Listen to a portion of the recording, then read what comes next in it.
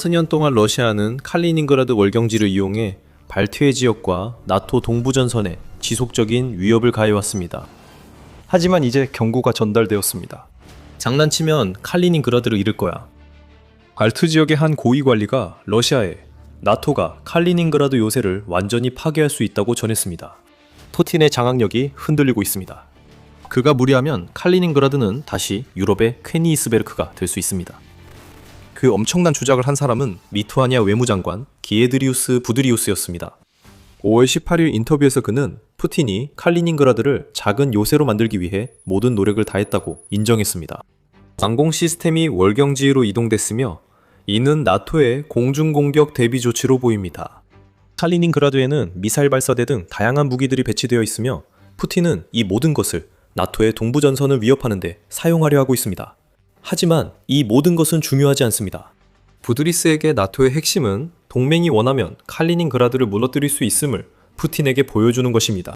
그리고 메시지가 도착했습니다.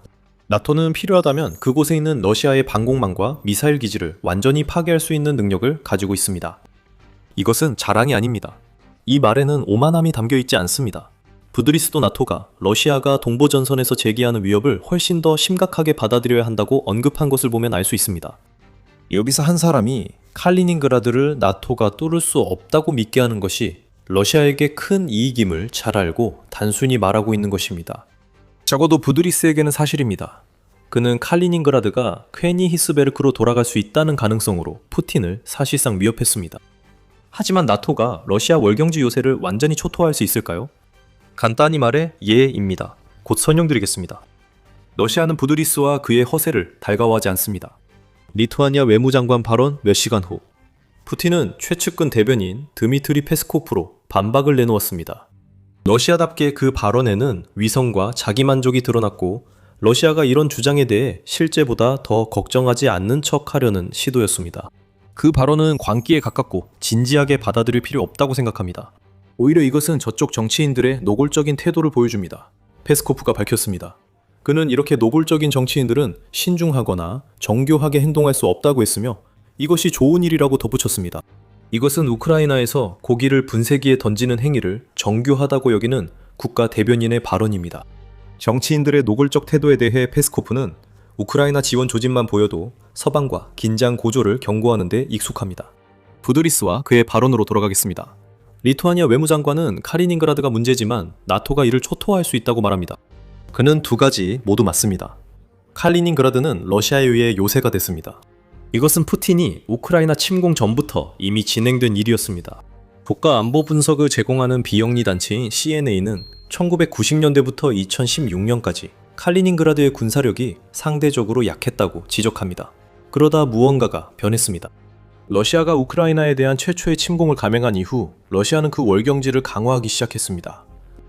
그 강화는 2021년에 더욱 심화되어 러시아가 제11군단을 칼리닝그라드로 파견했고 이로 인해 그 여객 영토에는 미사일, 군함, 탱크, 포병, 이동식 로켓 발사기 등과 함께 최대 18,000명의 병력 이주둔하게 되었습니다.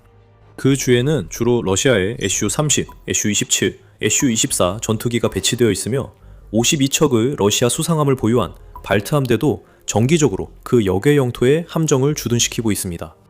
푸틴은 2022년 2월 러시아의 전면 침공을 시작할 때 이미 우크라이나 긴장 고조를 계획하고 있었습니다. 그가 여객 영토로 보낸 모든 것은 칼리닝그라드가 침공 전후 모두 나토의 동부 측면에 위협이 되도록 강화하려는 것이었습니다. 그 계획은 우크라이나를 신속하게 점령해 러시아 영토로 만들고 괴뢰 국가인 벨라루스와 칼리닝그라드 자체와 함께 나토에 심각한 문제를 일으키는 것이었습니다. 그 계획은 러시아가 우크라이나를 심각하게 과소평가했기 때문에 제대로 작동하지 않았습니다. 하지만 칼리닝그라드는 여전히 작은 요새입니다. 리투아니아 외무장관은 나토가 그곳을 완전히 파괴할 수 있다고 했고 그렇게 생각하는 사람도 많습니다. 과거에도 유사한 발언이 있었지만 훨씬 더 과장된 어조로 나왔습니다. 2025년 10월 미 육군 유럽사령관이었던 벤 호지스는 러시아가 칼리닝그라드에 구축한 방어체계를 일축했습니다. 벤 호지스는 러시아가 우크라이나처럼 폴란드를 공격하면 나토 공군과 지상 전력에 의해 파괴될 것이라 주장했습니다. 또한 러시아와 나토 충돌 시 칼리닝오그라드는 몇 시간 안에 제거될 것이라고 덧붙였습니다.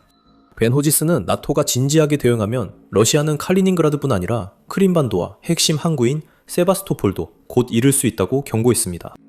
여기에는 한 가지 주의할 점이 있지만 그 부분은 곧 설명하겠습니다. 계속 지켜봐 주세요. 호지스가 이런 발언을 하기 몇 달 전, 또 다른 미국 고위 관계자인 유럽 주둔 미군 사령관 크리스토퍼 도나휴 장군도 비슷한 말을 했습니다. 그는 만약 전쟁이 발발할 경우 러시아에 대응하기 위한 나토의 동부전선 전략에는 칼리닝그라드의 신속한 타개가 포함되어 있다고 주장했습니다. 도나휴 장군은 이미 오랫동안 시행되어 온 지역방위 계획에 추가할 표준화된 시스템이 개발되고 있다고 덧붙였으며 칼리닝그라드 상공과 주변 해역에 대한 통제가 그 지역을 무너뜨리는 핵심이 될 것이라고 지적했습니다. 그 외에는 도나요 장군이 더 이상 많은 말을 하지 않았습니다. 그는 나토의 계획에 대해 비밀을 누설할 생각이 없었습니다. 그래도 우리는 나토가 칼리닝그라드를 케니스베르크로 되돌리기로 하면 어떤 계획을 세울지 궁금합니다. 거의 1년에 걸쳐 3명의 관계자가 러시아가 그 월경지에서 나토를 막을 수 없다고 주장했습니다. 하지만 그렇다면 나토는 무엇을 하려고 하는 걸까요? 그 관계자들은 말하지 않을 수도 있지만 우리는 칼리닝그라드 점령이 어떻게 보일지 몇 가지 아이디어가 있습니다. 그 전에 더 밀리터리 쇼를 시청 중입니다. 채널에서 유익함을 느끼신다면 구독을 눌러주셔서 저희 영상들을 놓치지 마세요. 점령 계획을 말씀드리겠습니다. 진행 과정을 설명드리겠습니다. 해상 봉쇄는 계획에 포함될 예정이며 특히 나토가 칼리닝그라드를 공중 화력으로 완전히 파괴하지 않기로 하면 더욱 그렇습니다. 그 봉쇄는 해군력에서 나토에 유리할 것입니다. 러시아의 발트 함대는 돌파하기에 충분히 강하지 않고 흑해 함대는 이른의 유래가 된 그 바다에 갇혀 있습니다. 터키가 흑해로 통하는 해협을 통해 군함의 통과를 허용하지 않기 때문입니다. 또한 나토는 러시아보다 더 강력하고 현대적인 함정을 보유하고 있습니다. 또한 나토는 전체적으로도 더 많은 함정을 보유하고 있습니다. 통계에 따르면 나토 해군은 2818척의 함정을 보유하고 있는 반면 러시아는 747척에 불과합니다. 이 함정 중 실제로 몇 척이 봉쇄를 위해 발트 지역에 투입될 수 있는지가 중요합니다. 하지만 나토의 대부분이 유럽에 기반을 두고 있기 때문에 충분한 함정을 배치하는 것은 그리 큰 어려움이 되지 않을 것입니다.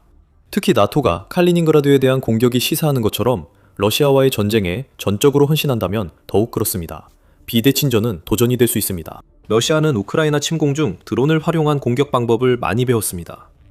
하지만 우크라이나 역시 칼리닝그라드 문제에서 하나의 변수로 작용할 것입니다. 나토가 러시아와 싸우면 우크라이나도 가만히 있지 않을 겁니다. 우크라이나는 걸프 지역처럼 드론 전문가를 파견해 나토 해군이 러시아 샤이드 드론 요격수단을 배치하도록 도울 것입니다. 우크라이나는 러시아 함선을 격침한 시베이비 해상 드론을 나토에 제공하는 역할도 할 것입니다. 흑해함대 3분의 1이 우크라이나 드론과 미사일로 격침된 것이 이를 보여줍니다. 봉쇄의 목적은 간단합니다. 러시아가 발트해를 통해 칼리닝그라드로 병력, 장비, 보급품 등 어떤 것이든 운송하는 것을 막는 것입니다. 그렇게 되면 러시아는 칼리닝그라드에 추가로 병력을 보강할 수 있는 유일한 선택지로 수아키 갯만 남게 됩니다.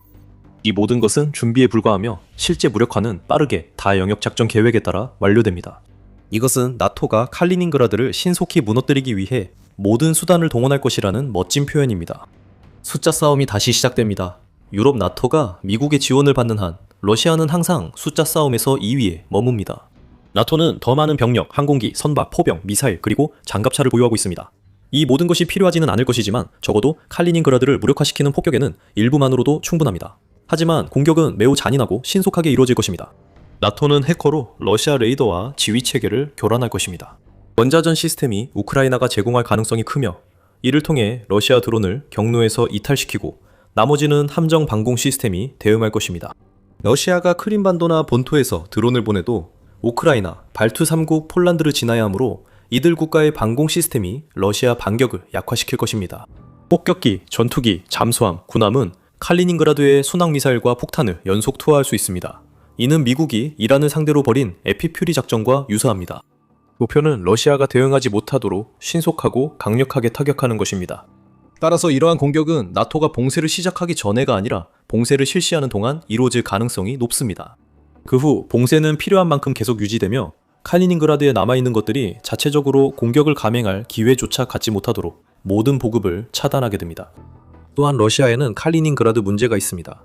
칼리닝그라드 면적은 15,000제곱킬로미터가 조금 넘지만 나토의 압도적인 공중 해상 작전을 견디기엔 충분하지 않습니다. 또한 지상군이 러시아에서 탈환해야 할 영토도 많지 않습니다. 그래서 부드리스와 관계자들이 나토가 칼리닝그라드를 초토화할 수 있다고 말할 때 이는 거짓말이 아닙니다. 나토는 러시아 월경지를 지도에서 지우고 유럽에 반환할 능력을 갖추고 있습니다. 앞서 언급한 특정한 변수가 있다는 점을 기억하실 겁니다. 그 변수는 방금 말씀드린 계획에 영향을 주며 바로 미국입니다. 그리고 부드리스는 그 이유를 설명하면서 이렇게 말합니다. 우리의 많은 계획은 여전히 미국이 위성 정찰과 같은 중요한 군사 역량을 제공할 것이라는 가정에 기반하고 있습니다. 유럽을 독자적으로 방어하려면 핵 억제력 등 모든 것을 제고해야 합니다. 리투아니아 외무장관의 말이 맞습니다. 나토가 칼리닝그라드에 대항해 행사할 힘의 대부분은 기술적인 측면이든 정보 공유 측면이든 미국에 의존하고 있습니다. 미국은 나토가 칼리닝그라드에 재래식 작전을 할 수 있게 핵 억제력을 제공하는 핵심 역할을 합니다. 다시 한번 부드리스는 그 사실을 강조하며 러시아와 같은 핵 보유국은 우리도 상응하는 핵전력이 없이는 억제할 수 없다고 덧붙였습니다. 하지만 미국의 핵고장이 유지되는 한 우리 유럽인들은 재래식 전선에 집중할 수 있습니다. 수치도 그의 말에 동의합니다. 군비통제협회에 따르면 나토 회원국 중 미국을 제외한 프랑스와 영국이 합쳐 보유한 핵무기는 러시아의 10분의 1 수준에 불과합니다. 미국이 이 게임에 참여함으로써 핵전력에서 균형이 이루어집니다. 이는 나토가 칼리닝그라드에 대한 재래식 공격을 감행할 수 있다는 의미이며 러시아의 어떤 핵공격도 똑같이 대응할 수 있기 때문입니다. 하지만 미국을 제외하면 모든 것이 달라집니다. 유럽 나토는 러시아 요새 점령에 필요한 화력을 여전히 갖추고 있을 것입니다. 하지만 그렇게 할 경우 러시아가 재래식 무기가 아니라 유럽이 가진 것보다 훨씬 더 막강한 핵무기로 대응할 위험에 직면하게 됩니다. 칼리닝그라드 계획의 가장 큰 변수는 미국이라는 견제력입니다. 그리고 그 균형추는 예전만큼 신뢰할 수 없을지도 모릅니다. 5월 19일 디펜스 뉴스는 도널드 트럼프 행정부 하에 미국이 나토 동맹국들에게 유럽 내 군사 역량풀을 축소할 계획임을 알릴 예정이라고 보도했습니다. 그 주장은 익명의 새 소식통에서 나온 것이기 때문에 약간은 의심을 가지고 받아들여야 할 수도 있습니다. 하지만 미국의 계획의 요지는 나토 전력 모델로 알려진 체계에 제공하는 미군 병력 규모를 축소하는 것으로 보입니다. 이 모델은 분쟁 발생 시 신속히 동원 가능한 병력풀입니다. 미국은 그 병력풀에서 병력과 장비를 철수할 준비를 하고 있을지도 모릅니다. 이 소문은 도널드 트럼프가 이전에 유럽의 나토 회원국들이 대륙 방위에 주된 책임을 맡아야 한다고 주장한 적이 있기 때문에 어느 정도 신빙성이 있습니다. 이 철수가 실제로 일어날지 미국이 추진하면 얼마나 빠를지는 별로 중요하지 않습니다. 핵심은 부드리스의 지적처럼 칼리닝그라드 파괴 계획에 미국이 필수적이라는 점입니다. 트럼프 대통령 시절 나토와 미국 관계는 불안정했습니다.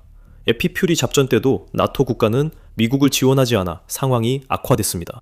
트럼프 행정부는 나토 회원국들이 걸프 전쟁에 참여할 의무가 없었음에도 불만이었습니다. 트럼프는 또한 미국을 나토에서 철수시키는 문제는 재고의 여지가 없다고 주장했는데 이는 미국의 탈퇴에 대해 이미 결정을 내렸다는 의미로 보입니다. 물론 그게 그렇게 간단한 일은 아닙니다. 2024년에 미국에서 통과된 법안에 따르면 미국 대통령은 상원의 3분의 2 이상 이 탈퇴를 지지하거나 의회의 승인을 받지 않는 한 미국을 나토에서 철수시키는 명령을 내릴 수 없습니다. 트럼프 행정부가 완전 탈퇴에 실패하더라도 가디언즈는 미국이 언제든 유럽에서 미군과 지휘관을 철수할 수 있다고 지적합니다. 대부분은 추측에 불과합니다. 이것이 부드리스가 칼리닝그라드 계획에서 미국의 중요성을 언급하는 이유입니다.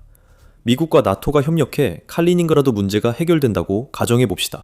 다음 질문은 이런 계획이 필요한지입니다. 부드리스는 그렇게 믿는 듯합니다. 그는 모스크바와의 충돌이 인접국가에만 영향이 있다는 생각은 위험한 오해이며 이는 러시아 선전의 일부라고 말합니다. 즉 유럽과 나토는 충돌이 발트해 지역에만 한정된다고 볼 수 없습니다. 칼리닝그라드는 동부전선에 문제가 되며 신속히 대응하지 않으면 푸틴이 이를 이용해 발트 3국을 점령하고 동부에 강력한 러시아 방어선을 구축할 수 있습니다. 거의 군사 전초기지처럼 보이는 이곳이 나토가 신속하게 대응하지 않으면 불편한 이웃 그 이상이 될 수 있습니다. 스와키갭은 특히 문제가 되는 지역입니다. 리투아니아와 폴란드 사이에 위치한 이 좁은 영토는 칼리닝그라드와 벨라루스를 연결합니다. 여기서 가장 큰 우려는 러시아가 언젠가 그 지역들에서 양령 공격을 감행해 스와키갭을 점령한 뒤 폴란드와 리투아니아로 확장할 수 있다는 점입니다. 칼리닝그라드는 단독으로는 큰 위협이 아니지만 벨라루스와 합쳐지면 나토에 문제가 생기고 이는 현실이 될 수 있습니다. 벨라루스의 독재자 알렉산드르 루카셴코는 5월 12일 자국 군대의 선별적 동원을 발표했으며 이는 어떤 지상작전을 준비하는 것으로 보입니다. 벨라루스와 러시아는 5월 18일부터 시작된 합동 군사작전에 참여하고 있으며 이 작전은 벨라루스 영토에서 전술 핵무기를 배치하는 훈련을 포함하는 것으로 보입니다. 벨라루스가 계속 2기를 간다면 칼리닝그라드를 무력화해야 할 수도 있습니다. 나토가 루카셴코를 상대하는 것은 벨라루스 혼자 싸울 때가 벨라루스와 러시아가 수알키 갭을 점령하고 나토의 동부 측면에 양방향 전선을 형성할 때보다 훨씬 더 쉽습니다. 그래서 부드리스의 메시지는 분명합니다. 푸틴이 긴장을 계속 높이면 러시아는 곧 칼리닝그라드의 취약성을 알게 될 것입니다. 또한 나토, 특히 동유럽 회원국들은 칼리닝그라드 파괴에 일정 부분 정당성을 주장할 수 있습니다. 영국 버밍엄 대학교의 존 브라이슨 교수는 칼리닝그라드가 유럽의 지리에서 일종의 이례적인 존재라고 지적합니다.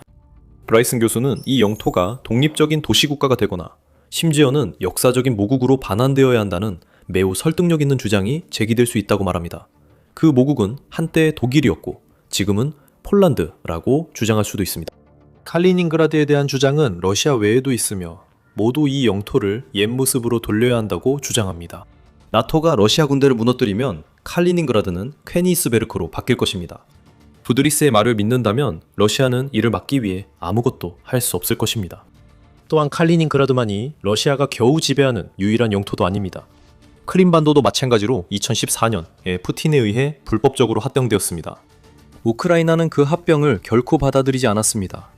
러시아의 마지막 요새가 될 뻔한 곳이 전례 없는 해방작전으로 무너지고 있습니다. 칼리닝그라드의 붕괴는 빠르게 일어날 것입니다. 크림반도에서는 러시아가 한 조각씩 해체되고 있으며 그 과정이 어떻게 진행되는지 저희 영상을 통해 확인하실 수 있습니다.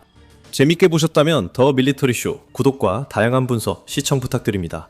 항상 시청해주셔서 감사합니다.